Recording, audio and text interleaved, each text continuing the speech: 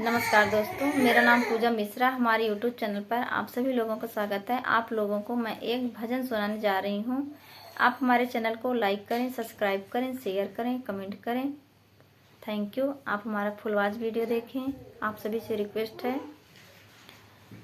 लैला यशोदा और हनवा तो हार चोर बाटे ललनेवा।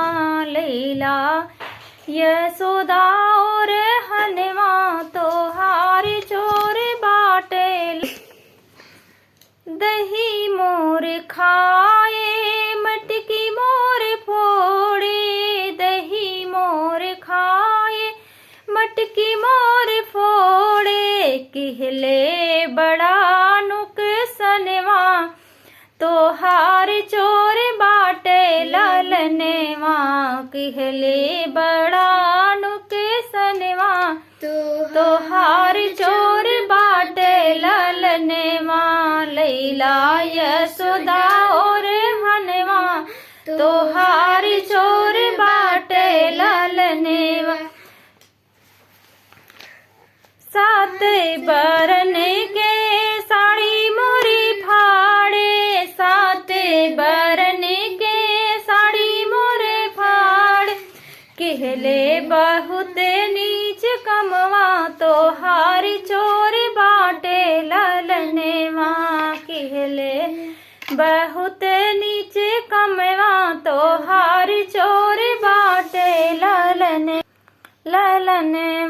भीतर से निकली माता यशोदा। भीतर से निकली माता यशोदा।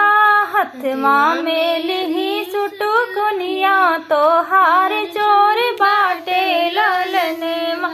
हथवा में लिहनी सुटे कुनिया तो हार चोर बाटे ललनेवा।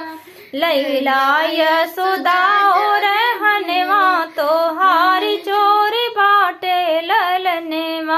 इतनी देख कर सुंदर कन्हाई। इतनी देख कर सुंदर कन्हाई। कबहू न कर बनीच कमवा तो हार चोर बाटे ललनेवा। कबहू न कर बनीच कमवा तो हार चोर बाटे ललनेवा। लैला यशोदा